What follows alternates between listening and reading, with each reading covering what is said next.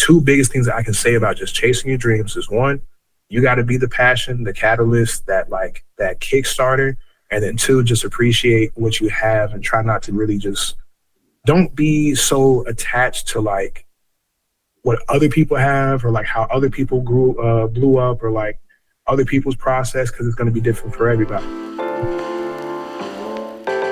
You're tuned in to Plan A, the show about going after the life you want while navigating the plot twist and sticking to your vision. No backup plan, just big dreams. Let's get into it. Joining me today is somebody I go way back with from college, one of my closest friends, and he's been around since I've been on my own creative journey, and he's currently on his own creative journey and making serious moves as a photographer, videographer, and just an all-around creative. So welcome Khorey Henderson to the podcast. What's up, Khorey? What's up, Alicia? Thank you for having me. Of course. So I guess we could kind of talk about like just a little bit of our journey as friends before we get into it. Because usually, well, not usually, this is my third day out here. I don't know. But That's real. So what I've been doing is inviting some of my closest friends or just people I admire that inspire and motivate me, and just I could pull some things from while I'm on my own creative journey and my own journey of like following my dreams, since that is kind of what Plan A is all about, just me following my dreams and figuring it out along the way. So I guess we can kind of talk about like how we kind of collided on our own different journeys, because you were on your journey before you even knew me, and I was on my journey before I knew you. No, that's very real. I'm trying to think because I don't know how exactly like we first met. UNT? Yeah, but In like the MC? how? Oh, were you around? Yeah. Yeah, we met in the MC because 2019, and I had just transferred to UNT, and then I started that's when I got with my initial group of friends, and then I started going to the MC, and then that's kind of Yeah, paths. I think well, that was in like what 2019. Yeah. Yeah, so probably like the year before that, I started going to the MC. And for the people who don't know, that's our multicultural center we used to have at UNT. They took that away when, yeah, we ain't got to get into it. But, oh, we got to talk, Alicia. I found out so much about UNT. It's crazy. But anyway, the year before I actually started my creative journey, I was working at Best Buy over the summer, and I ended up with like a large sum of money because I was staying with my parents. I didn't have nothing to spend it on. And then I remember thinking the whole like really like my whole stay there, I kept finding myself at like the TV section and like the audio section, the camera section, because I was just really enamored by technology. And I knew that people at UNT were making a lot of money just by being cameramen. And I was like, two birds, one stone. I might be that guy. So I decided to buy a camera, and from the organizations that I was involved in, and then my friends, I started shooting like skits, and then the skits turned into like actual like little promo videos and ideas and stuff like that. I did my own concepts and kind of tried to build my name from just working with a lot of different people. So by the time like 2019, when I met you, I had like already started making waves at like UNT. It's just like my own kind of like person and like somebody that you could reach out to on campus. But I was still learning a lot of stuff, still figuring out a lot of things. I think like, I don't know. I can't remember if it was like that year or the year after, but I had so many different kinds of projects that it was just a lot of like run and gun on the fly, trial and error style stuff. So great beginnings. Yeah, I remember meeting you, and then I like found out shortly that you were into photography. I didn't know about the skits though, but I missed the era. Yeah, What a that was time. retired. That was retired. But I knew like you were like doing photography or whatever, because you were kind of always kind of like I always kind of seen you around either with the camera or on your way to a photo shoot, and can just kind of like in passing that we're going to talk about it or whatever. But I was like, okay, cool, that's dope, because you didn't know at the time that I kind of had a little bit of experience with photography, but because I introduced myself as a fashion designer to like the group, or whatever, so that was kind of known, but I didn't really expose like that part of me, even though I really didn't know what I was doing. Still don't completely all the way, but like I kind of just related to you at that point, and because yeah, and because of that. So, um, what? Well, you kind of said like being at Best Buy, being surrounded by the tech, kind of had you kind of like enamored with technology and things like that. But what is it specifically about photography or just videography that kind of drew you in and like got you to explore storytelling in that format? Um, hmm, let me just throw this out in the air. I started Okay. this whole journey for money. I want to be very clear when I say this. I want to be very honest and open. When I first started this, I was like, oh, people in college can make money from this. I wasn't working at like any job around UNT. I didn't have a car yet. And then my parents made too much money for me to qualify for like the on campus stuff. So I was really just shit out of luck. I was like, well, I got to find something to do. But I guess like what really made me buy in was just for me, my whole life, I never really felt artistic, even though like I had like a lot of other things that I did. I Really, I didn't played, know that. yeah, it was just like growing up, my brother was the artsy one. My brother was just like, That makes we can get sense. into that. But older brother living in his shadow. So he was the academic kid. I was the athletic kid. And then it was kind of like our different paths. So he got into like drawing at a really young age, and he was just, I mean, he still is a really great illustrator. I can't draw at all. He can sing. Uh, I can, carry a tune. I feel like I'm more of a Frank Sinatra kind of like range myself. Whoa. Uh, I think he's just more talented in that aspect. He plays more instruments than I do. Um, but even like, we both did band for like, I don't know, 7 or 8 years. But he just has more talent. So whenever I looked at like art in general, I always like thought to myself, it's like never really artistic. I just kind of did art things. But when I picked up a camera, that was the first time I actually felt like the stuff that I was creating and like the projects that I'm working on was an actual like concept to reality situation. When I would just do stuff for fun, or I'd see like a cool edit on YouTube or something, I'd be like, oh, I want to do that, and then I could recreate. I'd be like, okay, that's a cool like skill to possess or something. Um, I think for me, like videography was the thing that really got me into like what I do now because um, I mean, videography is, in my opinion, videography is way harder to do on a consistent basis and just like really just dynamically. Um, and it's such a beautiful skill. It's something to where you take multiple like frames or stills and something you combine it together. But at the same time, like just the differences in what make like a photo really pop and stand out have completely different effects on like how videos look, perspectives, framing, motion, a lot of like just a lot of different things that you have to think about when you go from photo to video are introduced. Um, so when I started doing some stuff that like that, and I started to see like some cool ways that me and my friends were doing some projects, or like when I started seeing people that like reach out to me for videos and they're like, hey, I like this, or I saw this, and you know, I started getting booked. Couldn't predict that. And I was like, you know what, this might actually be something. And, I was still pursuing my marketing degree at the time. So I was like, hopefully one day when I complete this, I'll be able to combine my passion and my degree to make this like a reality. So that was really like just the driving factor to get me through it. Yeah, I get that. I do kind of see that shift, like, because at one point you did kind of move more towards videos, and it is difficult. Like, as a person who I do dabble in photography, but I do like edit a lot of video content and things like that. So it's no easy feat for real. So I get it, just being like it does take a little bit more tenacity to kind of like follow that and really just pursue that. But you are good at it, so I appreciate it. I appreciate it. I don't want to toot my own horn. I mean, go ahead. That's what it's for.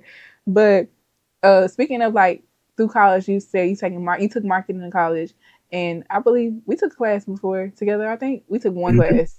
Yeah, we took both classes. We took one class together, and but obviously our degrees are different. But as far as like marketing and just the whole college experience, how do you feel like it shaped you as far as being a creative and like diving more into entrepreneurship? That's a really good question. Um,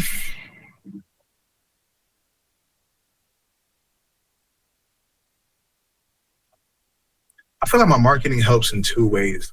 Like the biggest, I would say, impact that I notice is like getting me in the door in situations and like conversations. The things I learned at UNT from consumer behavior classes or like just like corporate branding classes and stuff like that, and just learning uh, really both sides of the table from what like how consumer would look at an object or like look at something and determine like what is valuable and what isn't versus how a business works and does that. And being able to apply that in real life, that kind of like helped it helped form my mindset getting into the career of being in a situation like that. I think a lot of times, like artistic people end up struggling a lot because a lot of them don't have the business acumen or like they don't have the background of actually like running a business or understanding that side. So for them, it's like the art, if I just do this or something, it'll just work out. But it's understanding like how to make your art impactful or how to turn a piece of art into a product for something or for a business or a person to consume. Um, and then I would say um, once like I feel like my background is kind of unique because it's three things that kind of formulated me to where I'm at now. It's my experience in marketing at UNT and the stuff that I learned while I was there. It's the things that I'm able to do through social media, through different projects, through networking, from my actual the you know artistic side of it, and then I also say my experience in advertising and working for an advertising agency. Um, it's just so many things I learned from that experience that kind of like just really just taught me like how these conversations, how these campaigns and everything just comes together, what types of budgets are out there, what these people are looking for.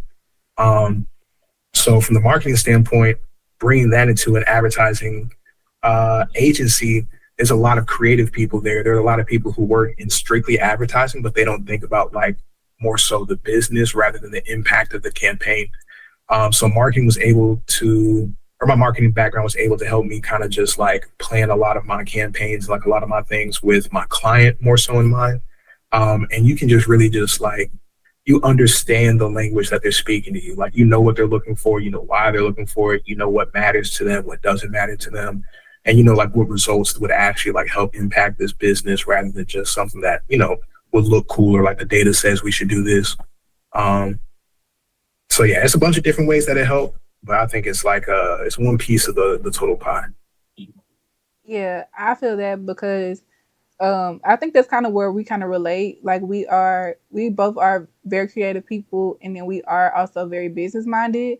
Mm-hmm. And for me, I didn't go to school with it. I did start off initially going to school with the intention of like nurturing my creative journey and everything like that. It just didn't pan out the way I want to, which is just how life works sometimes. But Mm-hmm. I did go into like, okay, if this doesn't work out for me as far as like pursuing fashion in that aspect as like a academic aspect, let me do like the business and see what that is. And so I do think I benefited a lot from the business classes I took, the marketing classes I took, because they did kind of help formulate, okay, at least a base level understanding of like what I do need to be doing to have things in order. Because you do meet a lot of people that's either one or the other. You don't really often meet a lot of people that can be able to juggle both. And I think that's kind of why we kind of like understand each other so well, because we do see both sides of the coin and we can like talk and be like, okay, I see what you're saying, but let's try this. Or I see what you're saying, but maybe this will help. So I get what you're saying. What do you feel like has kept you motivated as you have continued to like pursue your own dream? Um, Well, first, I think you should explain what your dream is. oh, my dream eventually, I would like to own my own marketing agency. Uh, I want to do commercials. I want to do stuff that you see on TV, things that you see on like social media for brands and businesses and stuff. Um, Nothing too crazy, maybe a little local, regional, something. Maybe get a couple clients, but I'm not looking to be like the next, Don't sell yourself so short. so. No, I know what I want to do though. I don't want to Yeah. be like too big. I just want to be like a small to medium sized business. Um, but in doing that, I think what was your original question? How do you stay motivated to pursue that? So for me, I think I'm a big ideas person. And like a lot of times I get lost in details, but it makes it easier for me at least to look at like ideas that are either ideas, concepts, or like dreams that haven't been fully fleshed out all the way and still be able to be attached to them as long as I'm hitting things along the way. So for me, it's like I've always had this dream of being able to shoot commercials and stuff like that. I think my experience has kind of led me towards understanding like how to be profitable and like Mhm. running an agency and kind of what that would take. Um, but in doing that, it's like, okay, if I started as somebody who didn't have a background in, operating a camera or really working on these different types of projects, when I was first starting, I just try to shoot as many different kinds of videos that I could, whether it be promos for organizations, whether it was commercials, concept videos, my own stuff. I would do like YouTube videos. I did weddings. I did concerts, like everything. Um, and in doing that, I was trying to just get as much experience so that way I could get to. Um, it's kind of like the concept. I forgot what the actual term is, but it's in marketing when they talk about a business that's already established uses its like position to springboard itself in another market instead of having to start over. Mhm. So instead of me having to be like somebody that, okay, I have all this great equipment, but I don't have any experience, so I have to work from scratch. It was more so like if I kind of build these building blocks for myself early on, I might be able to work with a couple, um, reputable clients around the area. Next thing you know, I could work myself in a conversation to where somebody says, hey, he has the experience of shooting these projects. Maybe this isn't with all the different types of businesses in the area, but like these one or two give us enough to what we're looking for. And then I'm in a new market. And then my idea is to always just springboard. So if I do a project or if I do something that's new for me, I always try to use that to get myself in another conversation. Or like, first time I shot a wedding video, it was a lot of stuff to learn on the fly, but it came out very nice for the client. And I used that to get me another wedding video. And the second wedding video got me a third wedding video. And then I'm on my third right now. And then, I'm still a lot of stuff I'm learning. But even from shooting like concept videos, I remember I made a green screen Coca-Cola ad in 2020, just trying to figure out how to edit on green screen backgrounds and trying to make things that would look social media relevant. And I remember that mock video, I submitted it when I applied for my advertising job, and that got me the interview to get the job. Um, and then my experience in the advertising industry, along with like some of the other content creation I got currently, got me my client that I have now.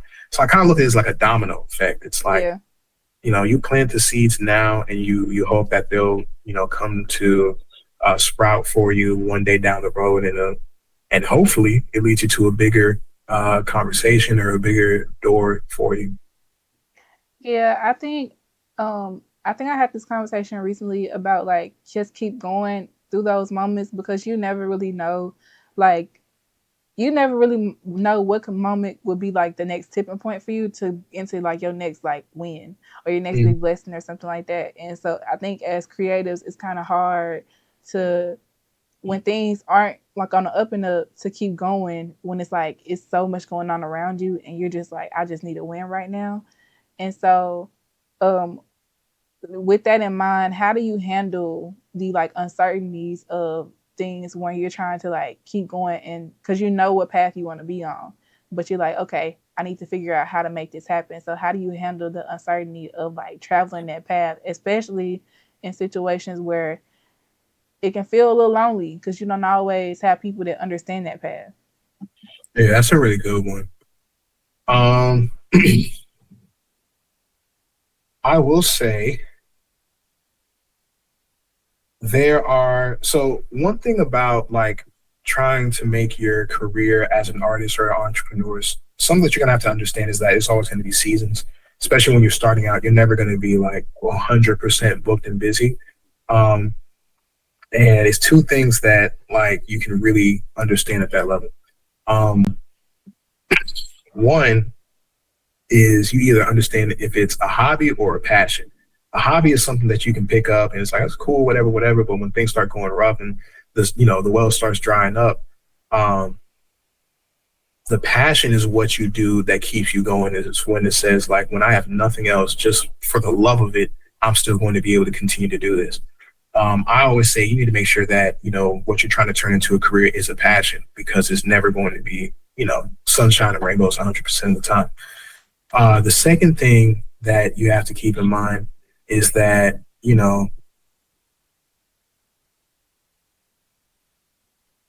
you got to know what you're getting into before you jump all the way in.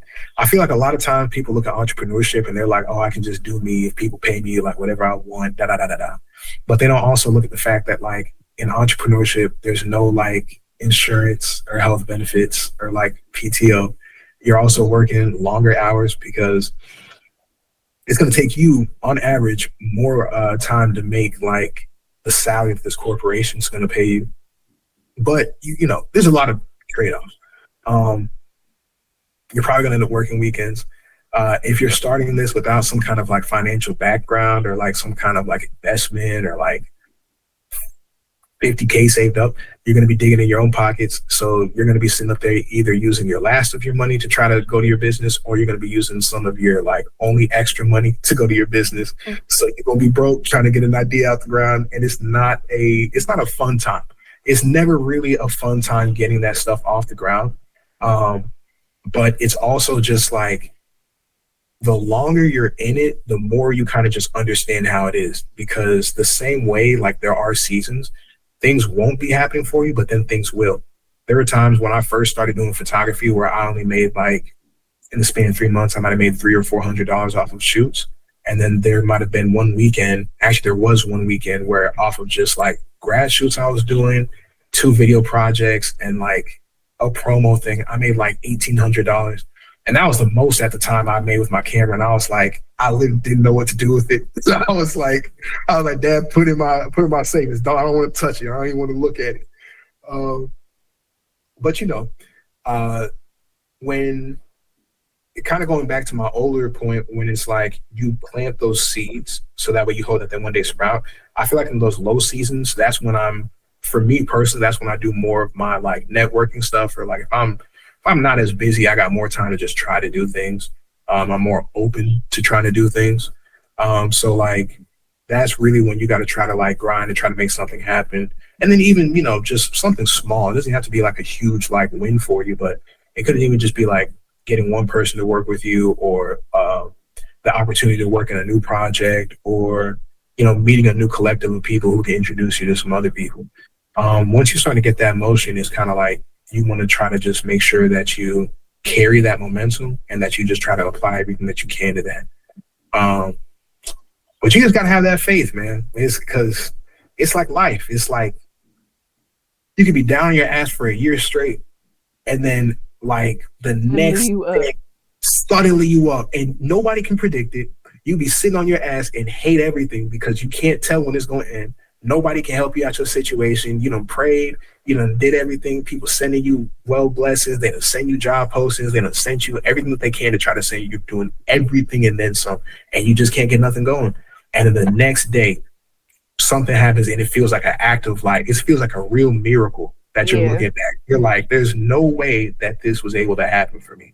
Or like, I don't know how this came to be, and I feel like, not everything's going to be like super monumental, but at the right time, the door will open for you to where like you're going to be able to But the ball's gonna be in your court eventually. You know, you do the right things, you plant the right seeds, you water them. You're gonna see a little something eventually. You know, you gotta put a little bit of sweat ethic, what they call it, Blood, sweat, sweat, and tears. sweat equity. That's what it is. Oh yeah, yeah. And you gotta put a bit of, yeah, but a little bit of that. No, dead ass. It's gonna be a lot of tears. It ain't a little bit. It's gonna. Oh my goodness. Yeah, entrepreneurship is not a journey that's for the weak. I do kind of have a little pushback because you like you kind of got to know what you get into. But as far as like when you first get in, you really don't know what to expect. Honestly, like you really don't know what to expect when it comes to entrepreneurship. It's like it's different for everybody. Sometimes it's a blueprint, sometimes it's not. Like I don't necessarily feel like for me it was a blueprint for it.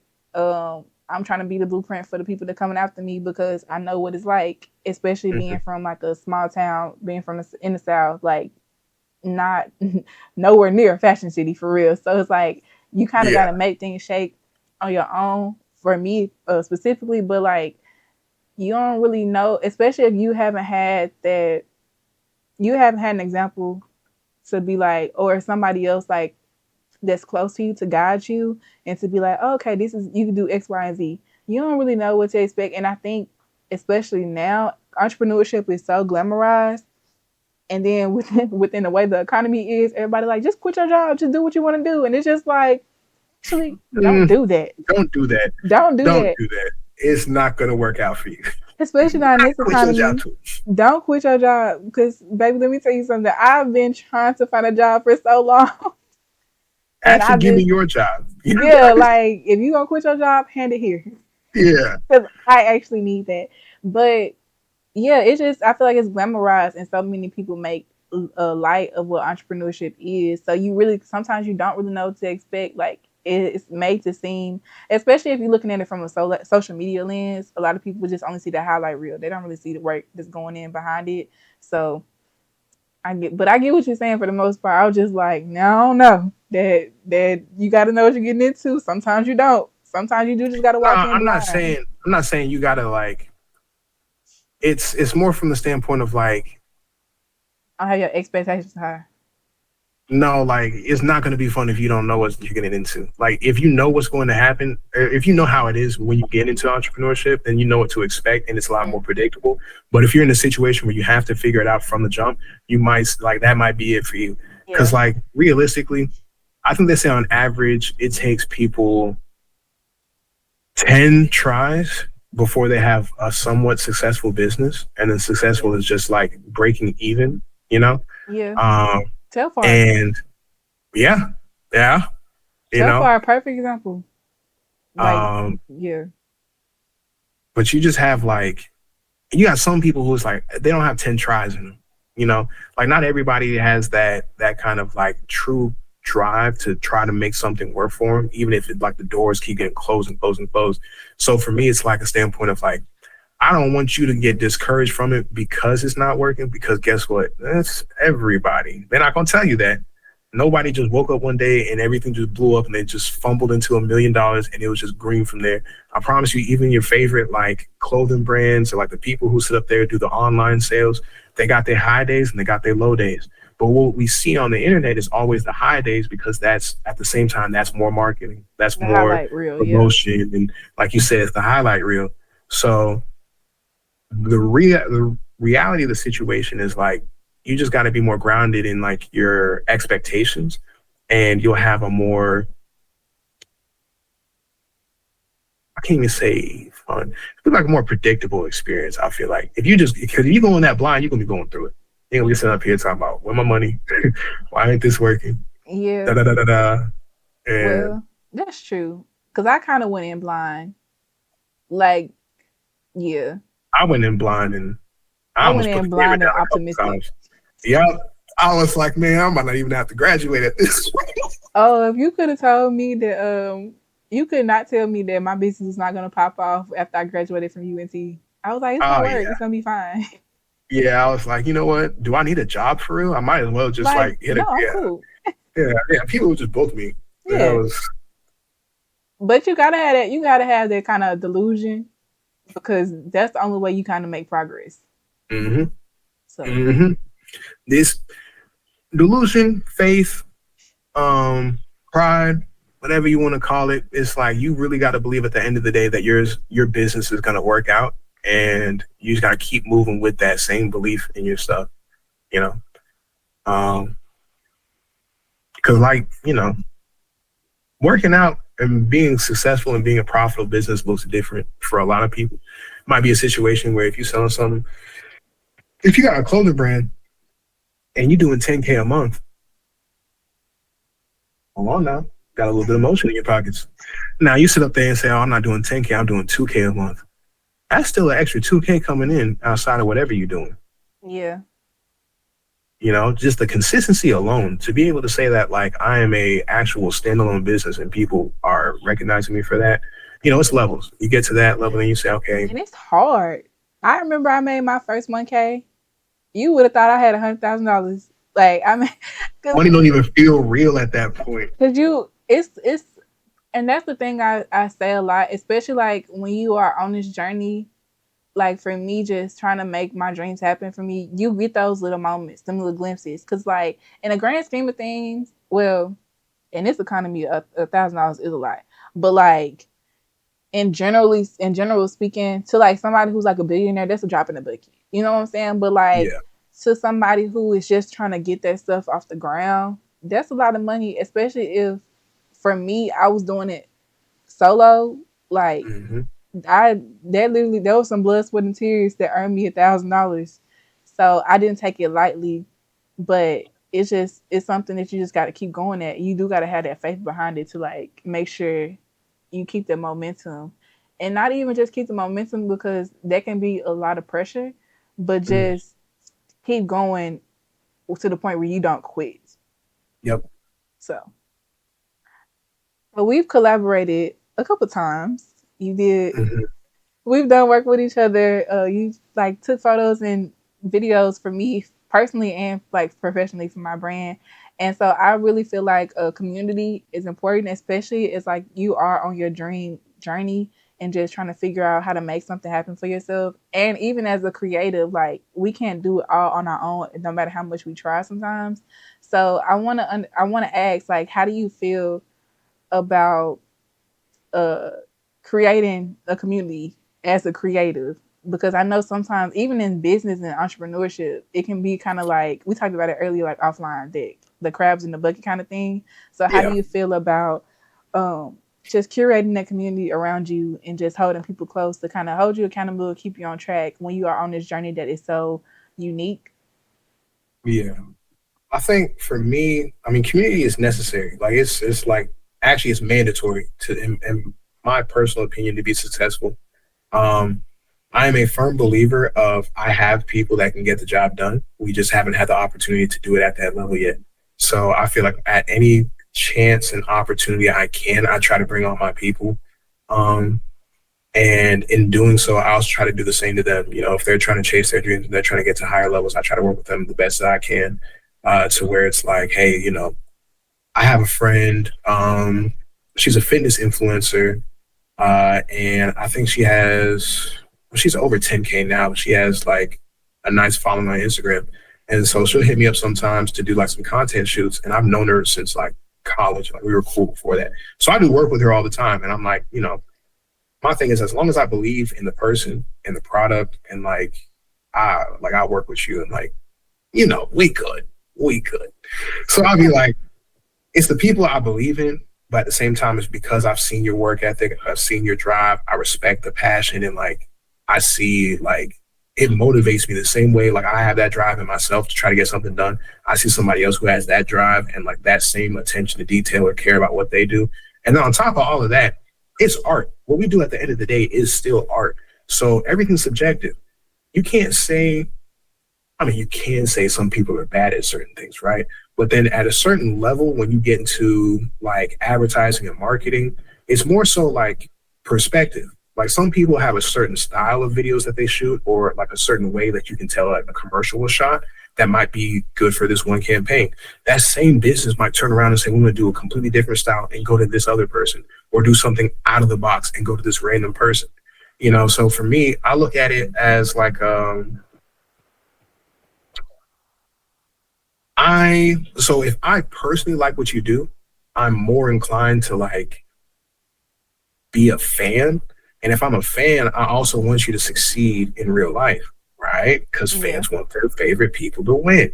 So then I'm like, hey, if you're winning and I'm winning, we're all winning. And I'm Yeah. still a fan, you know? We might be in a situation where like I got people that, you know, I'm working with different level clients than they are. They're working with different level clients than I am. And, you know, we still motivate each other.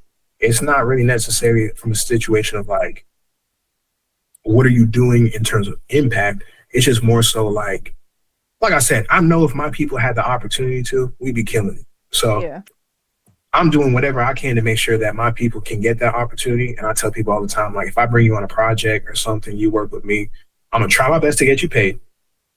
If we doing a project and like a client comes to me and says, hey, I need like 3 things done. I got 3 people. We splitting it even. I'm not doing no like, you know, we ain't got to worry about the bread because I've been there. If we sitting up there and, you know, if it's a project and somebody says, oh, you're a production assistant, I'm not trying to say, oh, you can only put a production assistant on the project because it took more than one hand to bring this whole thing together. So if I do a project and you want to put it on your resume, just put it on your resume as you did the project. Just say, Yeah. you know, we did it together. But if somebody asks, if somebody said, hey, Alicia, were you the photographer on this? Yeah, you were a photographer. You might have Of snapped course. some close. You did some videos. Yeah, you did some videos for us too. Yeah, she did. Yeah. Was she editing? Oh, for sure. She was in the back with us all the time. Look, am I tracking everything? No. But am I 99% of the time, if somebody come to my studio or my project and they say, I want to do this and we're working together, am I gonna stop them? No. It's always time to like try to learn new things, try to experiment, try to like figure out things, and like you don't ever know how many opportunities you're going to get in that situation. So try to get as much as you can when you have those big shots, or like those people in the door. So that way you get it. It's like, well, even if this doesn't work out, or even if this comes to an end, I have the platform, the ability to make it happen again for a different client or a longer amount of time or something. So me personally, I am very much of like, I like to have a large table, you know, I'm very much family dinner. I was born in the South. We from Arkansas, you already know. Yeah. And so I like to, everybody eating, everybody chilling, everybody happy. That's kind of like my perspective. So I feel like in terms of community, every, every big artist that you look at has their people, has their team. You can turn on you can go on Twitter right now, look at so and so's favorite artist that was seen out in LA, and it's going to be somebody with them on their phone.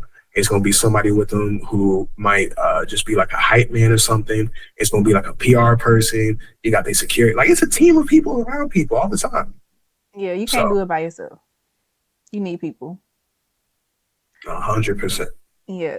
So speaking of that, for the people who are like on these journeys by themselves and trying to figure out where to find community, what would you recommend for people who are trying to like find people that can be in community with them that will understand their journeys? Because it is kind of difficult, Yeah. especially trying to go outside. But Yeah. like, I was just thinking that, man, I was blessed to have the opportunity to do it in college because you already have a really strong sense of community.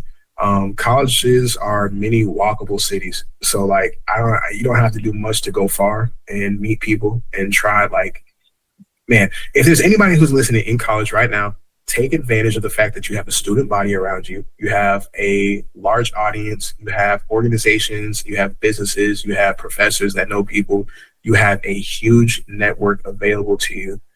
So if you're trying to build up your identity, if you're trying to gain notoriety, or if you're trying to get out there, take advantage of that.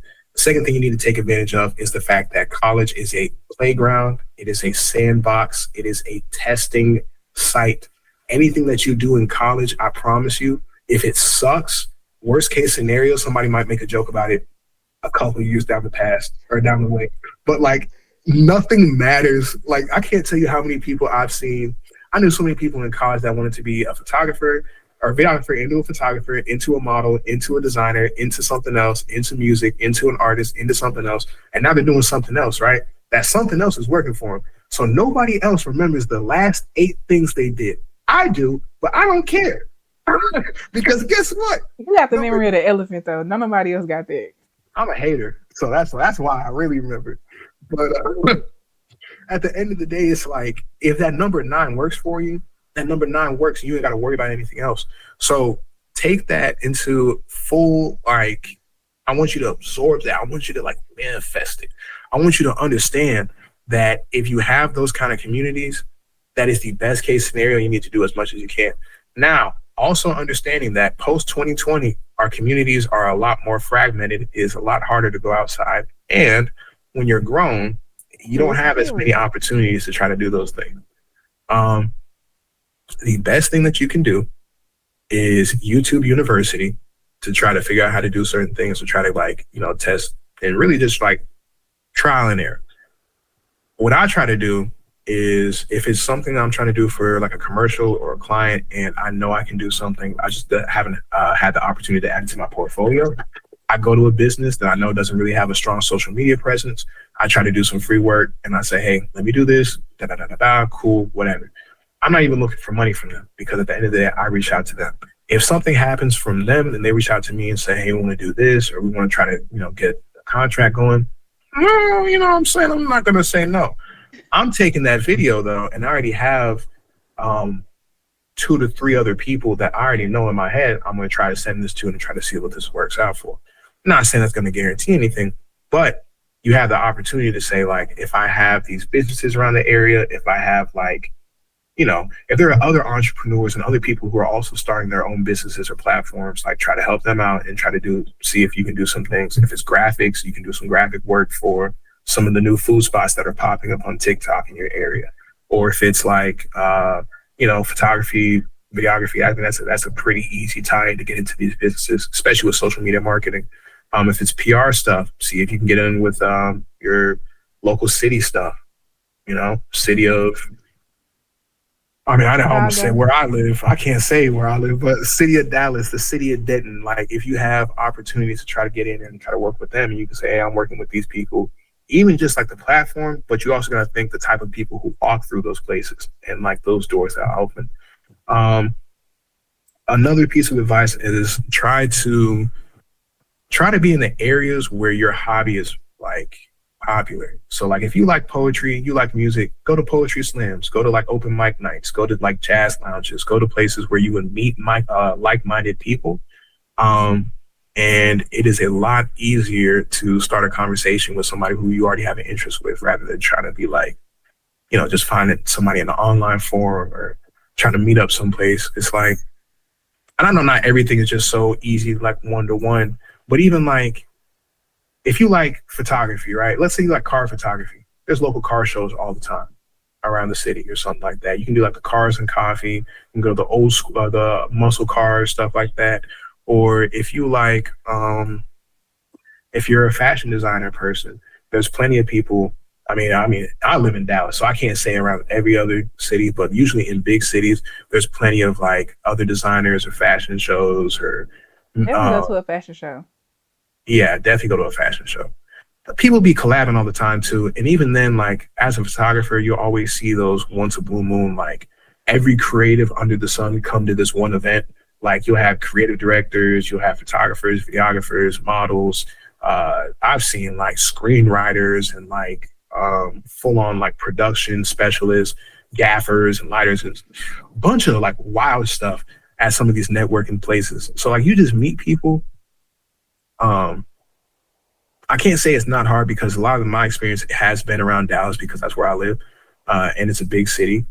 So a lot of things that I do have access to, I understand if you're in a small town or like you don't have those areas, it's going to be a lot harder. But I also say if you're in a place that doesn't have those kind of communities, then you also have the opportunity to like kind of make that your own. Like if there's not a lot of I'm in a small town, it's not a lot of videographers around. I can kind of set the bar of what videography is in a small town, Yeah. So Use it to two your sides. advantage. Yeah, definitely use it to your advantage. But I just try to say, just try to find places where your people will be at and just talk to people, man. It's always, people be so scared to network and talk to people and whatever. And it's just like, man, if you just talk to somebody for 10 minutes, you might find I was talking to I did this engagement shoot for some people I used to mentor at UNT. I'm talking to the I mean, what's the man fiance called? Beyonce? Are they both just the fiance? Yeah. Yeah. Well, I'm not married, so y'all already know that. I was talking to the fiance, and he was like, "Oh yeah, da da da da da." Like I was like, "Yeah, I'm doing stuff with the coffee shop and trying to do some stuff with some other clients." He was like, "Oh, my dad owns a construction business, and I have construction experience." So I said, "Oh, that's an easy one too." And I was like, "All right." So I just started talking to his dad, got locked in with him. His dad works with like this crazy large church out in South Dallas that one of my friends is a photographer for. I'm talking to my friend because I'm like, hey, I just heard this, da da da da da. He's like, oh yeah, I gotta go move to this other city, but since you're gonna be doing this work in the area, I'm gonna throw my gigs to you. So I was like, it's just like Networking. network Networking. opportunity, man. Yeah, I It's think. because Go it ahead. was not like this. Like I swear, like 3 months ago. Oh my goodness. Oh man, I had nothing. So But that's the part of the journey, like holding on, keeping that faith, and just keeping like don't be too quick to give up and fold because you never know like when it's gonna come through for you. mhm. But also like I wanted to add like don't be afraid to go to places by yourself. I know as somebody who is kind of like shy, I guess. I can be a little So shy. I anxious. don't like going to places by myself a lot, but when it's something I'm really interested in, like I don't care, I'm gonna go. Especially if I know like you know, because you really never know who you will meet. Like you would never know who you can come across, even if it's not on some like um business or just like type of any kind of professional tip. You can just meet a new friend there, and that could lead you to like you never know who else that person can know, so it can connect you so far. And also use social media. People use social media all the time to network with people. It ain't nothing to slide in the DMs. Y'all be sliding in them people DMs that y'all like, sliding them DMs of somebody you trying to be friends with or You know network them. with or Hey, I something like like da da da da da. You be in the area? Oh, okay, cool. You trying to yeah. link up to do a shoot? Cool. Oh, can I come out to your next project? Cool. There's so many people that I am like cool with and I've like done work with and connected with that I've met through social media, met through going to an event, just being at the right place in the right time. Like you never know. Like so just don't be too scared to go out and like really experience things. Just because you never know what benefit that could get you in the future. Mhm. Okay, but being that creatives can be I speak for myself. I'm a recovering perfectionist. So I get really hard on myself, but I still like to create for myself. Even when I am creating for other people, I feel like I try to prioritize like, keeping some things for myself. So how do you balance creating for yourself versus others?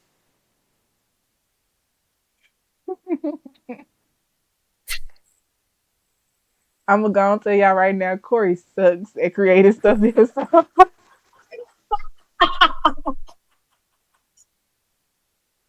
Corey got so much Oh, firework, oh, y'all, and he will not oh. post nothing on his Instagram. I be having bully. Sometimes bullying works. Cause I would be like, Corey, post on your Instagram, post your work, something, and he would be just lollygagging. Cause it'd be like, why, bro? The thing is, you know what it really is? Everything we just said. That's why. That's a great point.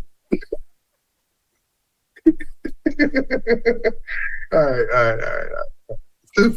To answer your question, I am Mm-hmm. horrible at posting my own work. I do not balance making my own work versus making my clients' work. For me personally, right now, where I'm at in my life, making work for others is making me a lot of money. Therefore, I do not mind making work for others. However, I also understand that sometimes it can be really monotonous and tiring. Um, I'm going to be honest. And I'm going to be very, very honest when I say this. Coming from marketing and understanding that corporate marketing is boring, one. Advertising. I worked in finance, healthcare, hospitality, but it wasn't like hotels. It was more like hotel casinos and like food and cars. Only two of those industries allowed you to be creative. Finance, healthcare, and casinos have some of the strictest rules when it comes to marketing in like just across the US. It's like you can only do so much. So I say all that to say I am used to doing boring work and making a career out of it. So like for me, if I had to sit up here and do like chop, like, I'm working for a food cafe. I wouldn't say it's boring, but like a lot of the stuff I'm shooting is just like it's food, it's drinks, it's you can do a lot of creative things with it, but it's not the same as working with actors or working on location or doing like full on productions. Like a lot of stuff that I do is like simple setups. The kitchen might bring me something out. I bring my lights, move some stuff around the table, shift it back and forth, but it's nothing like super, super crazy. I can see how that can get boring. At the same time, I think for me, the idea of me being able to chase my dreams and this being a part of it is so like exciting that I don't even get bored of like making the work for the cafe. I look at it as like every time I make something for the cafe, it's like I'm living out my dream. You know? I think in terms, I have had this conversation with myself plenty of times. I was like, Khorey, you should probably start getting back into like just picking up the camera and doing something, which I will say, I'm going to Arizona next week and I'm doing a travel vlog kind of thing. So I'm going to post that on my Instagram because I do want to get into travel videography. You want to say that on here? Because I'm going to hold you to that. Yeah, no, I'm taking my camera and my drone out. So I'm going to double down. It's going to be done. No, I can't say when it's going to be done, but. Okay. Because I will be looking. You know, I've been off the internet. I will get back on and be like. Get back and I'll be gone for, a little bit. It'll be done at least within 2 weeks after I get back. It'll be done. Like full. You know, I love a travel vlog. You know, I can't wait to go somewhere so I can make another vlog. My Australian vlog is boring. I found this whole niche on YouTube where people like who do videography, they just do like the cinematic stuff. So like they don't even have to, you don't have to put words behind it. You just take like a bunch of like nice looking B-roll, you take your drone out, stuff like that. Full on, like that is a business. Like cities of like the city of Arizona flew out this one videographer to capture their it's like that huge event where they have all those hot air balloons go out in like the sky and whatever. Oh, they got that desert out there. So I've only seen that in like pictures from Turkey. I didn't know that it was an Arizona thing. Yeah, I went out there. Actually, every time I've been out there twice so far, and every time I go, there's always hot air balloons in the sky. So there's the hot air balloons and it's the dune buggies because it's the desert, so you can really. You ever been in one? In a hot air balloon? Yeah. I would never do that. Went in there one time. I would never do that. That's an experience. We didn't go up that high though, but I went in one before. I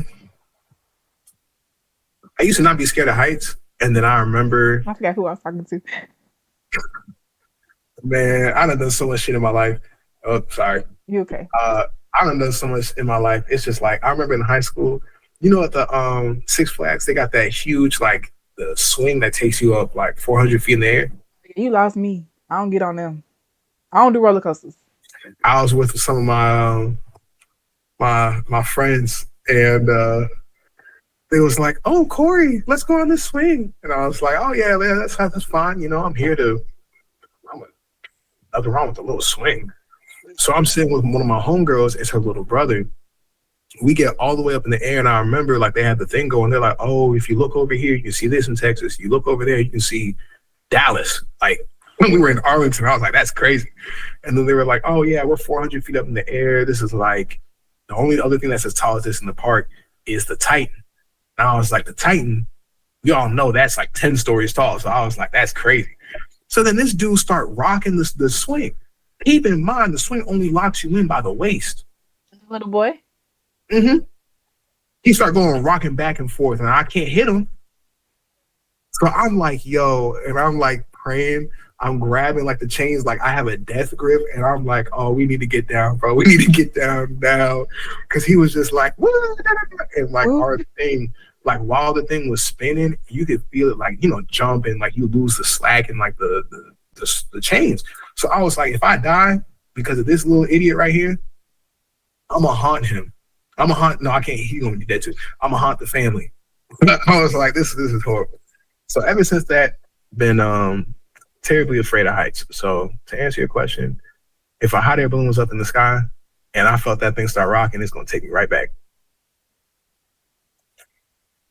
you know what I said? I don't know. I have my moments of like being able to be adventurous and whatnot, but those little swingy things like that at carnivals and fairs and whatnot miss me. We talked about earlier about my anxiety, how it worked, how I said it. Yup, Can't do that. yup, Can't can't do that one. cannot risk that. Um. Okay. So next question I have for you is, what is your dream project? Like, if you could bring anything to life, uh, if Mm, money or resources weren't like an obstacle, what would you do?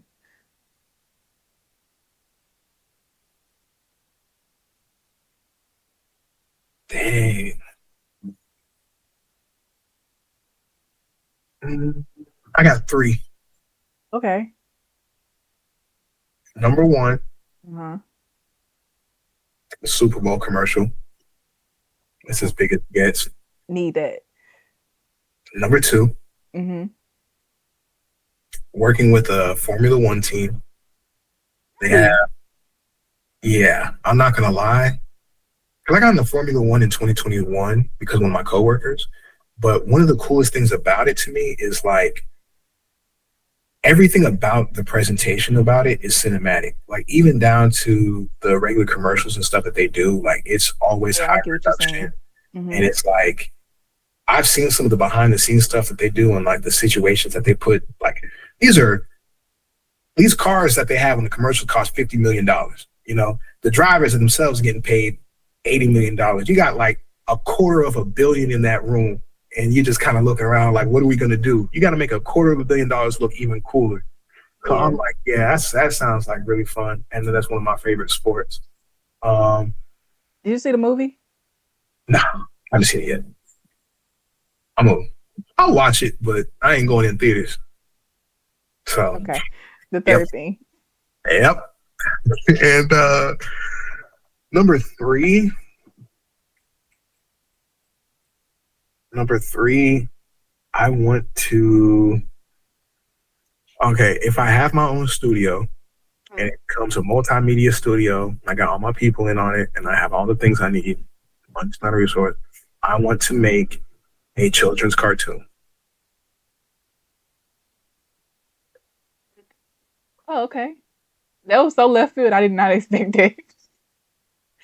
Right? It's crazy. I Yeah. always thought about it because one, I mean, I grew up on cartoons. I mean, I'm a nerd. You see the Hey. Johnny Dragon Ball Z. Peeped your shirt earlier. But I'm a super huge nerd. Grew up on like anime, cartoons. My dad, put on a bunch of stuff for us to watch because he was born in the '60s. Whatever, whatever, whatever. Um, One of the biggest influences on like, I guess like my humor was just Cartoon Network growing up, and like, well, I mean, a lot of the different cartoons. But I think about the fact that like nowadays we got like whatever's on popular on streaming, like whatever the Yeah. big show is, and like you have that, and you got Bluey, and that's kind of like the scale. Like if you were to watch a kids show, you got like the Gracie's kids Corner. shows, All the you know, YouTube things. and it's like we can't even. I feel like a lot of times we're losing the transition of media because there's no longer like an actual pocket of a lot of these places to exist. And I understand like a lot of these, companies are getting bought up by private equity and, it's industry things that are happening. But like, I remember I even saw a thing that was like a lot of these teenage kids don't even have shows to watch that are teenage shows. Yeah, Like it's nothing for like they're that. watching baddies. That's a whole different conversation. Like we could have about media and how it is like shaping teens and children and things like that. But yeah, it's not a lot of like it's not a lot of media for children for especially like for the in between like from teens like preteens to teens and early age. Like we had so much media that was like geared towards us growing up, but even outside of that, I'm gonna take it there. It's not a lot of like black media because black media gets canceled. Hmm. Like every time, like what's the, Marseille Martin? She had that show, that skating show on Disney or whatever. It got canceled. Like it's so many shows that like that could be available for teens and preteens and things like that. They get shelved, and it's just like why? Like, it goes back to the question of like who's the audience, who are you actually trying to appeal to with these things? Because you can't say that there is no need for black shows and outside of black shows, even like teen shows and youth gear shows when it's the audience there for it. But it's just like who are you trying to cater to specifically? No, So I think that too, and I think like a lot of it is like these industries will look at it and say like, oh, we're gonna dump a bunch of money into this, so we want to make sure that we're making our money back. But I'm like, y'all try to look for the quick payoffs, but nobody wants to invest anymore. Like it took Cartoon Network and really the Hanna Barbera studio like decades to establish themselves as like a serious cartoon creating like business. And even like Disney getting kind of like like, I remember Disney had more of like the younger kids like growing up. Like at least it felt like a lot of their stuff was like for younger kids to like preteens and stuff like that. And then like Nick had like preteens to like teens, and like Cartoon Network had like a little bit of like the kids to the whoever. Honestly, it was just like cartoons. yeah, But like businesses used to invest so much money in just making sure that they were an identity. So that way, instead of you just saying, oh, we're only going to see these shows, it was like, oh, if I want to watch cartoons, I'm going to go to Cartoon Network. If I want to watch sitcoms, I'm going to go to Disney. If I want to sit up here and watch, some a little bit of both, I might go to Nick. Or if I want to watch like some of my favorites, I might go to Nick. But it's like, I knew Disney as a brand more so than I looked at these shows that they had. Even though the shows were fitting a certain kind of category, they could drop a new show. And I'd be like, well, it's Disney. So I kind of know like the types of vibes or like the type of audience it's going to serve just off of like who's on its the program. reputation. Yeah, Nobody's doing that anymore. Everybody wants to be a little bit of a everything platform to where you can try to service, as many people as possible that it doesn't really have uh and it's lost a lot of its meaning. Like the Netflix original tag, that used to mean something back in the day. Now everything's a Netflix original. I think that's a big. I think it's a bigger conversation around streaming though, and how streaming has ruined television and Yeah, media yeah. because it does like you said every platform wants to be this all in one type of thing when it wasn't like that when cable was active and popping. Like there were specific channels for certain things. Like UPN was like a quote unquote black network. That's what all the black shows was. And then they got rid of UPN, and then it was Fox, and then CBS, and then TV Land. Like you know what you're getting when you go onto these certain type of channels. Like the expectation because of the reputation they have is clear. But now with streaming, everybody wants to fight for who's the bigger platform, who's the best platform. Now it's like every platform is trying to create everything. And it's like you might not be good at everything. You might just need to stick to what you're good at and keep it like that. But instead, they want to create everything for everybody when it's like, do you know your audience or not? You don't. Yeah. It's we're gonna do another topic about that. I'm bookmarking that. Streaming ruined the world. Yes. I was even thinking, this might have been about previous conversation we were talking about, but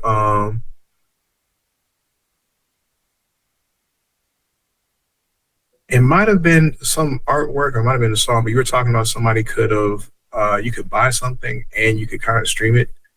And this is something completely unrelated. We'll talk about this later. Okay. Go ahead. I mean, yeah, I did want to point that out too. physical media. When you was like, yeah, it's not a lot of stuff. Physical media is dying, Yeah. like because of streaming. Mhm. It all turns back to streaming, but that's honestly why I value so much physical media. Like you know me outside of this, but like I'm like I love records and stuff like that, and like vinyls and everything. So I love physical media. I love connecting because I know like at some point I've even started collecting like CDs and stuff more because like I do believe very tenfold ahead of me. We gonna be out at the internet one day, and we're gonna have to figure something out. And it's just like, okay, what do you have when the internet is gone? How reliant are you on these devices and these internet services that we don't have no control over? Like Mhm. so it's like even with like DVDs and stuff, like I like try to get more DVDs. Like I love Tom and Jerry. Like that's one of my favorite. That's my favorite cartoon. But like I can't find it nowhere, and it's Yeah. just like so many of these things that we cherish like are slowly being erased and only available with the access of streaming service. And it's like, what are we gonna do about that to change that? They've taken ownership away from us and just leased us a bunch of stuff. But then it's Yeah, like you get to the point where it's like, okay, but we're at the age where it's like the leasing stuff was cool because it was affordable, or like it made things affordable in the past. I didn't have to like buy the entire series of The Office to watch it, or I don't have to buy these movies if I want to watch them. And then like streaming still has its purpose, but like I'm at the point to where it's like even when I get a video game, I'm like I can't even get the disc sometimes, yeah, or it'll be games I've literally seen that people will buy playing 4 or 5 years, and then the company's like, okay, we're no longer going to carry this. So the money that you spent plus the worthless. hundreds of hours that you invested gone. You can't do anything about that. I'm like, you know, I'm also a tinfoil hat, but I think mine is more so like the dead internet theory, to where it's like, well, I think it's low key already here, but the dead internet theory is basically like one day we're all going to be like the internet's going to be so filled with like AI slop and chat bots that you're not going to be actually talking to real people. And like Yeah, we're close. We're close. yeah, instead of like content being made by people for people, it'll be like AI is going to be like AI will be having conversations with AI, making content for AI on the internet to the point where there's no real people using it. So I'm like, yeah, we're going to get to that point to where it's like, you either have to like there will be no longer, in my opinion, won't be like social platforms where people are like actually interacting, because like if you look at it, a lot of stuff is just content wheels and short houses now, and it's going to be like the chat forums and stuff like that are going to be taken up by AI. Even Google search, half the shit is just AI, and it's like Yeah, like when yeah, you Google something, the first thing is like it pops up is the AI thing. and they're highlighted too. I'm Yeah, like, I didn't ask for that. yeah. I mean, I'm very aware of your of your qualms with AI, and to a certain extent, I do think we just gonna have to learn how to live with it.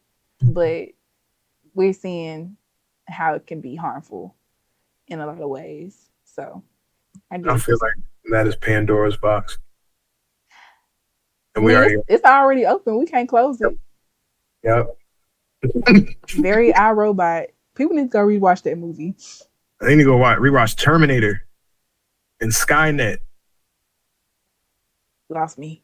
But moving on. AI network that took over the world, man. Moving Watching on. action movies or sci-fi. That's so funny. All right, go ahead.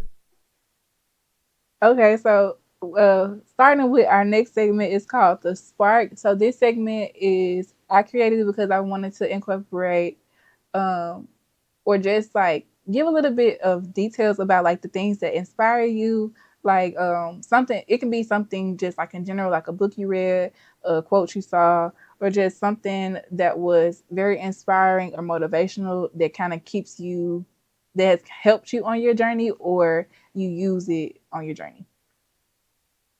Same thing, but you know what I meant. Mm.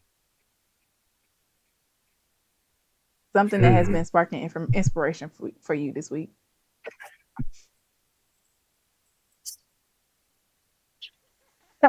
Alicia know what this is.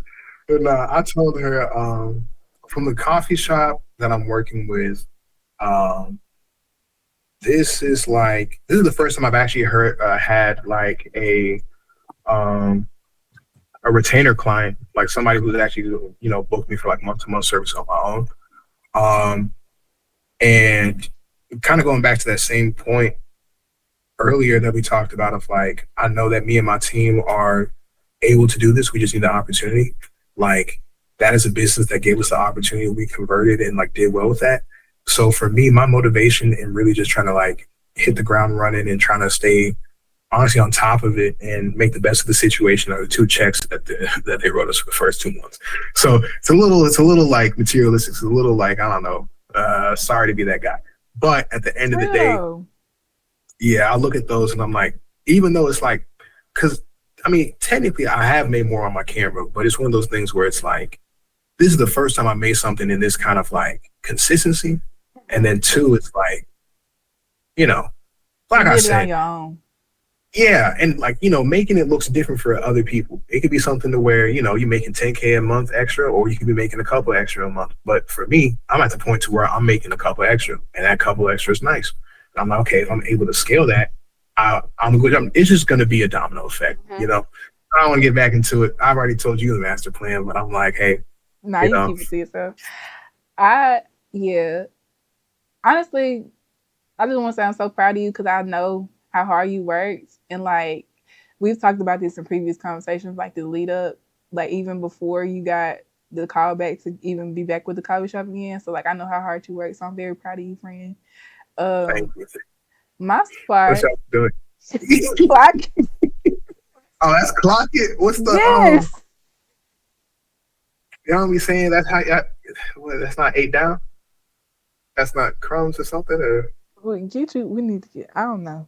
I'm we'll about to get look. back to it. It's all right. I've been off the internet for a little bit.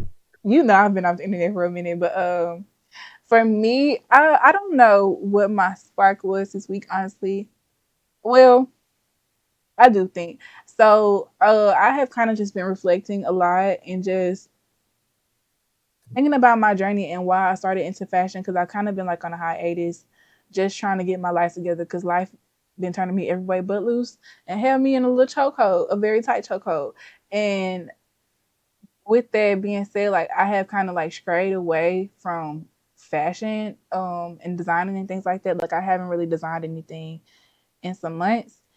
And I kind of was just reflecting and doing some writing and I was kind of thinking of like why like the moments that kind of just stood out to me the most.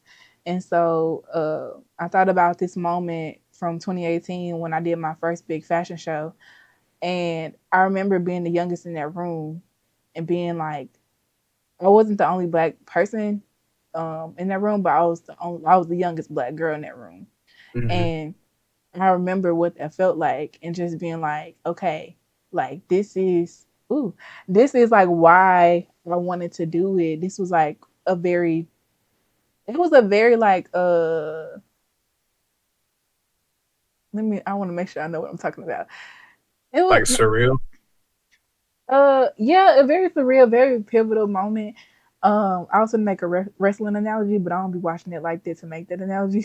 Nah, go ahead, go ahead. I want to hear it. I want to hear it. I gotta hear what you gonna say. um like what's it called when the wrestlers like they have their moment? It's called the heel turn or something like that. When they transfer. I don't know if I'm using it right. When they go from good to bad, are Oh, you talking about like yeah, like you know when they kind of have that moment in their career where they turn from good to bad. This is not that, but that's kind of what I was referencing. Like that kind of moment where it's like a it's like your very breakout moment? yeah, a Yeah. very like transformative moment for me in my career because that was the first time that I actually like saw myself being able to do it for real, and I was just like, whoa. So I was like reflecting on that moment recently, and it kind of just made me be like, okay, because you do kind of have those moments. I know for me where it's kind of like things do get a little shaky, and you be like, do I actually need to be doing this? Like, is this something I'm supposed to do? Because for a while, I have been feeling like I'm so disconnected. What if I never get that connection back to like fashion and things like that? Even though that is like strongly attached to my identity, and so I kind of just been ruminating on that. But then, like, when I was writing and I had that moment, it was just like, okay, it's still in you. You just going through something right now, but like, it's still there. Like, I Going never through a forget season. that. Yeah. So that was my. Spark moment. They're a little sentimental. Okay, let me move on. Yeah, whew, I had to take a deep breath for a second. Yeah, Nah, um, I feel you. but okay, the next segment I have is called Stick to the Plan. And this one is more of a tips slash advice segment. So like something that you could tell people about who's like chasing their own path, chasing their own plan A, trying to stick to their journey, chasing their dreams. Like what would you give, what could you say to somebody who's on their journey, whether it's like, in photography, videography, marketing, or just any other thing that's like them chasing their dreams in general? What kind of advice or what kind of tip could you give? It could be general or it could be very like expensive. Mm, I feel like some general advice, you got to believe in yourself to the point where you are psychotic. Like it has to be an insane amount of faith in your ability to get something done because at the end of the day, it is nobody else's responsibility to care about your business or your dreams, nor is it reasonable to expect them to have the same amount of enthusiasm or care about your dreams. And at the end of the day, yes, we all have those people who are going to look out for us. Yes, we are always going to have people who are trying to open doors for us. But the main catalyst has to be you.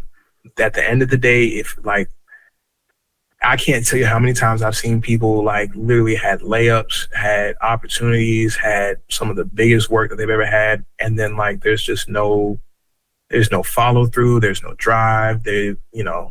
Even from a situation of like, I've seen people just doubt themselves out of opportunities. And I'm like, if you saw who they went with to replace you, oh man. But it's just like realistically, I've seen people, this is the way I look at it. Even if it's like content creation, you're going to be in a situation where it's people with 1 million subscribers, you're only getting, 12, 20, 30, 40 views a video. If this was real life and it was 12, 30, 40, 50 people standing around you, that would be crazy. And right now, it's probably, even if this is a world of fashion, right? You get 50 people to turn out to your fashion show. It's pretty good turnout for an independent person. Yeah. There's still going to be fashion shows where it's going to be thousands and thousands of people there. And then it's going to be even more people online watching it. But at the same time, we got to worry about your race. You got to start from somewhere and just appreciate the fact that at some point you had nothing going on. There was no clients, there was no money, there was no motion. It was just an idea that you had. You can turn that into, step by step, however your progression looks like. But the two biggest things that I can say about just chasing your dreams is one, you got to be the passion, the catalyst, that Kickstarter. And then two, just appreciate what you have and try not to really just, don't be so attached to like what other people have or like how other people blew up or like other people's process, because it's going to be different for everybody. Yeah, I agree with that. I would also like to add, as cliche as it is, comparison is a thief of joy. Do not be comparing yourself to everybody else because you don't know what they got going on behind the scenes. You just looking at their highlight reels. You don't know what battles they fighting. Like, just stick to yours, stick to your dreams, stick to your journey because it's gonna look different for everybody. So, yeah, Telling you. 100%, I agree. So, next segment is a little fun one, a little interesting one. It's called plot twist. So, Okay.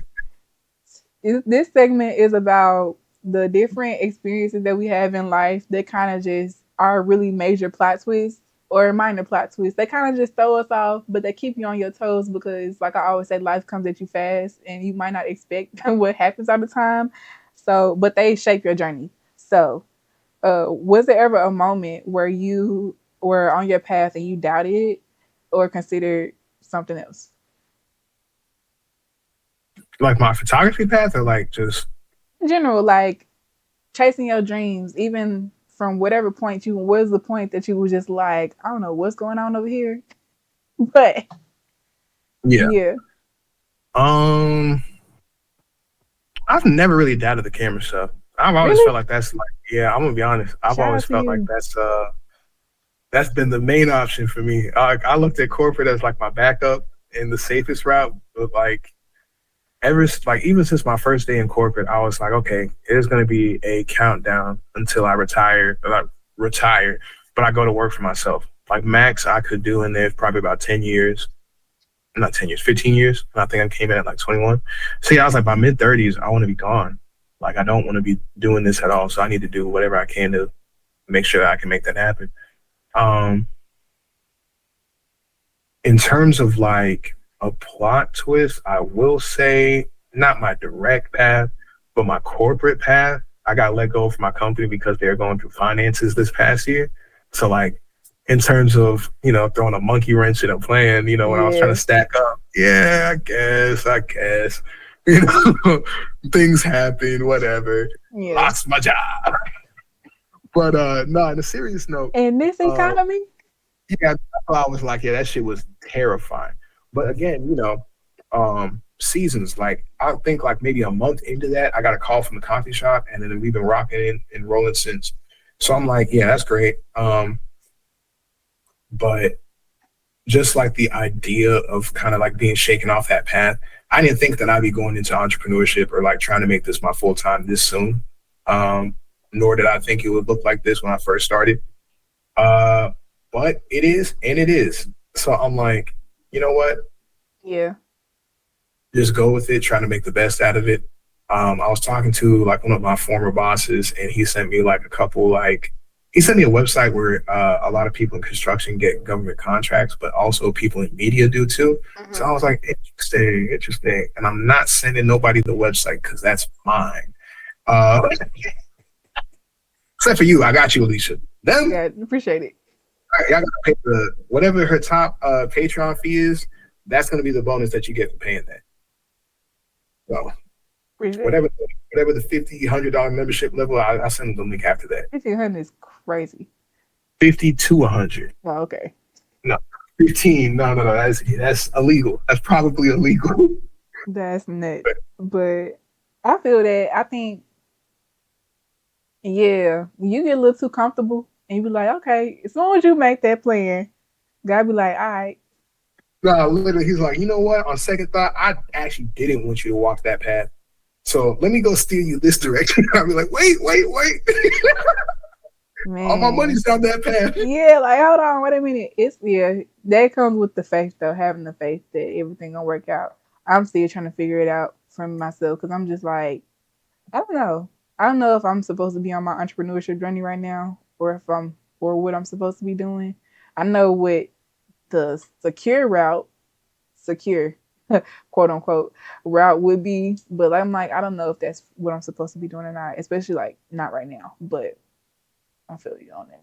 You do kind of get thrown a little monkey wrench and be like, Gotta keep swimming. Man, it's like college. When you fail a test and you got another test tomorrow, it's like, am I just gonna be depressed or I gotta lock in for this other one? Am I gonna go back to back L's or am I gonna go like man, it ain't nothing like you having the worst day ever and you gotta wake up and do it all over again. man? I remember it just be some like it be sometimes at UNT I would really feel like that school was just like a playground, and I'm like, yo, nothing really matters at UNT, and it's that 1 week where you got 3 tests that matter, you got that one project that's due for a class, and that same week your rent due the next week, you got no money, you got no gas in your car, you starving the whole time, and I don't know, something else, your washer not working in your apartment. So all that's going together, and the bus is late, and it's 30 degrees outside, so you got to stand in that cold. So you got to do all this shit for a week straight, and you just looking and you like, God, let me make it through, please, please. I don't know how this day by day not working, but maybe if I close my eyes long enough, it'll be Friday or something. Man, I don't know. I don't know what Big Sounders be up there doing. But I just I be so stressed out down here. I be like, Yeah, hey, I stopped asking because I figured I was like, you know what? I learned my lesson. Do not ask him to. man, nah, I be having questions. I be want to know. They was asking God in the Bible, why I can't ask them down here? I ain't saying no. You can ask him for sure. I just be like, you know what? I ain't gonna learn too much about your players because whenever I try to guide him, oof, He gonna tell me the real anyway. he might He might. when he ready. Yeah, but no, we gonna see. but okay, so our last segment is a playlist pick. So you Tina know me, Marie, you let's know go. Tina Marie. Tina Marie, what we doing? Or are we talking about Cardi? Those are only two things I'm listening to right now.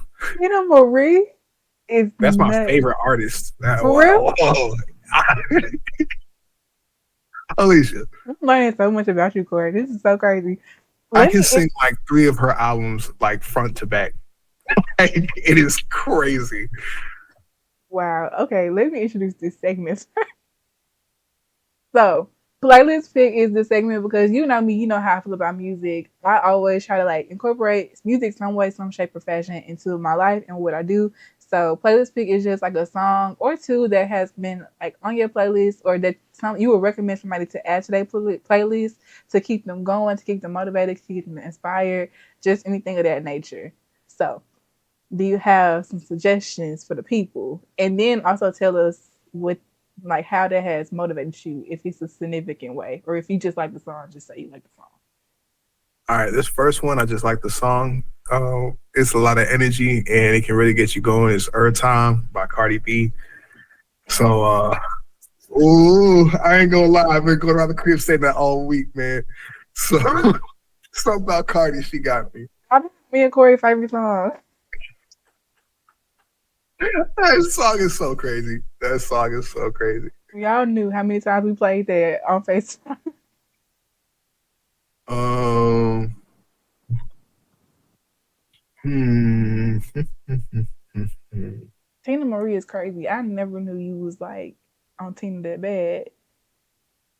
Oh, real bad. Since I was in middle school. Like, The only Tina Marie song I know for real is Fire and Desire with Reed James, I think. mm-hmm. I'm gonna put you on a couple ones because it's like I feel like there's some around that vibe that you would like. Yeah, I be on the when she come out, the 70s, 80s, 80s. I want to Yeah, say 70s into the 80s. I've been on the Well, 70s bad. I don't know the 70s. I think it was the 80s actually. Early to mid 80s. Is this the one?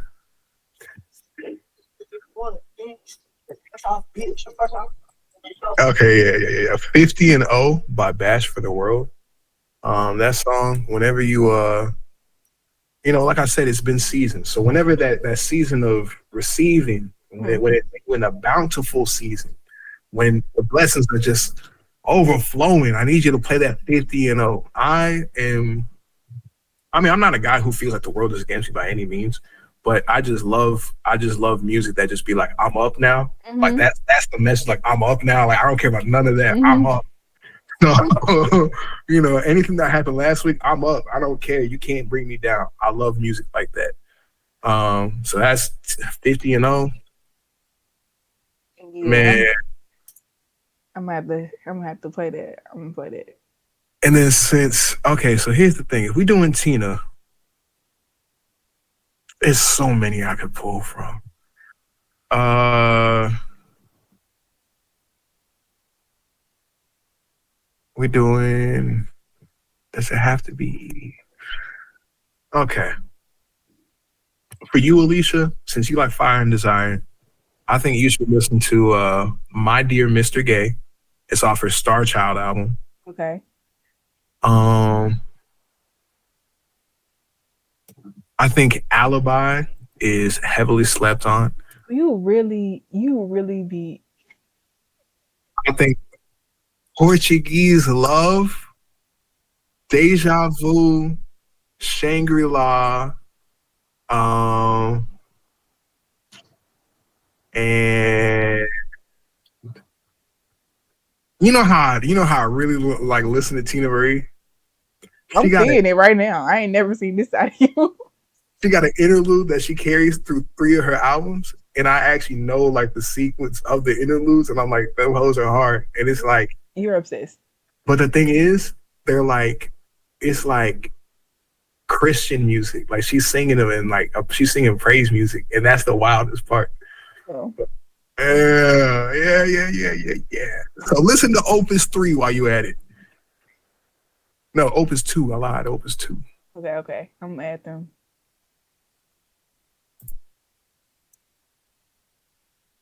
Yeah. Okay. Cool. And then like It's the song right after My Dear Mr. Gay, but Light is like, that's that one. It's only a minute long, but she was. Can you hear this at all? Yeah, a little bit.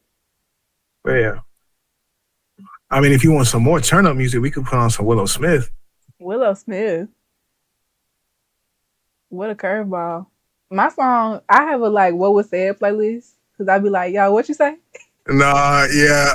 The thing is, I don't want to like. I'm trying to be like very family friendly with my music. Yeah. So like a lot of my stuff right now is just like, oh yeah, anybody can listen to this. I ain't gonna lie though. I'll put on Jeezy if I'm being real honest. Nah, is it nice? I ain't heard it yet. I don't listen to Jeezy like that. Jeezy, I'm not the demographic for Jeezy. I'm not either, but sometimes I feel like I am. I'll Yeah, play. he got a couple songs I like now. Put them on the right moment. Hey, Lose My Mind with Plies back in 2012. I thought I was gonna run through a brick wall. He on the J-No remix too, with oh, that's yeah. What a time! That was my shit. I was like, yo, what a time! This? What a time! But yeah, I think what was your top three? Every time Cardi B. Yeah, every time Cardi B. Let's do You said Bash 50 and 0. What'd you say? Yeah, 50 and 0 by Bash for the World. And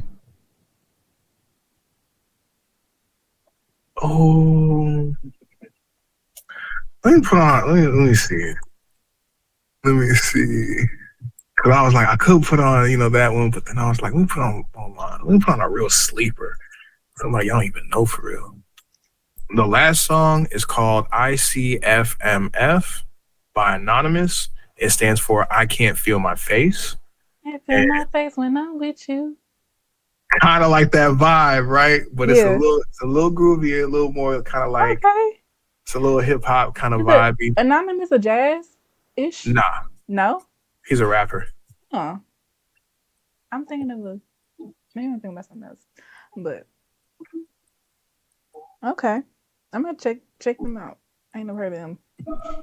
Yeah, he's one of my sweet mates in college actually put me on when I was a freshman. Mm-hmm. And he's an underground rapper. Mm-hmm. He's out of Florida. Done some stuff with like Denzel Curry and like. Oh, I love Denzel Curry. Really? The Pain? Really? I'm learning so much. I didn't even know you listened to Denzel for real. Crazy in the gym. Are you kidding? Nah, for real. No, like I'll be ready to. I'm telling you, run through a brick wall. Some niggas got that kind of energy. But listen. Yeah, they got some music together. I'm gonna send you one. It's actually called Poison Clan. That they did. But it was Denzel, it was Anonymous, and it was some other dude, and that hoe was tough. Man, Denzel just hype, man. That's crazy. You listen to like his albums, or you just listen to like a couple of songs? I got his album on there. I listened to his album. That's how I found Thin the Paint. But yeah. Damn, yeah, I'm gonna send you some shit. I got you. All right, cool. I only got one song. It's Acknowledge Me by Doja Cat. You listen to Doja? Yeah. I ain't listened to the new album, but I like that Acknowledge Me. I haven't heard that one.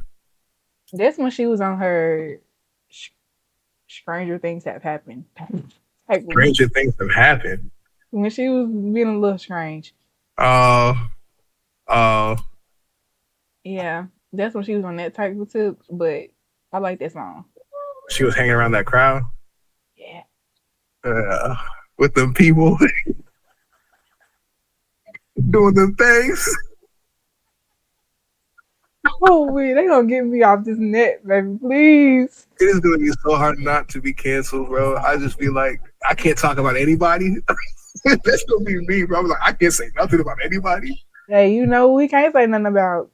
So my coffee daytime. I empty out your motherfucking coffee, mate. This is how that's how that nigga Flex be staying at the camera. Oh, sidebar. Sidebar. What's up? Don Trip put out a new album Who? recently. Don Trip.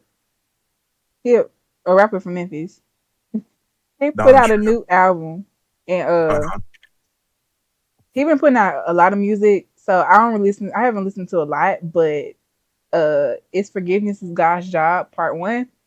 He got 5 albums in 2025 already. Yeah, I think he's dropped the album every month for the last 2 years. So I think this is going to be his 29th album That's a lot of music. within the last. I think he started this in 2023. He's been on a run, but it's been so overwhelming. So I have missed so much. Yeah, it's kind of hard to keep up with that. Maybe it wasn't that song. I don't know what song it was, but I'm gonna have to find it and send it to you. Now he said a couple things in the right now. I'll see how you coming, big bro. I love that trip. Him and I love him and Starlito, and then they used to collab with Dolph a lot. You know, Dolph my favorite rapper, so that was cool. Yeah. Everything adding up now. Should have just started with that, honestly. Okay, so this was a great conversation. Thank you so much for taking out the time to speak with me.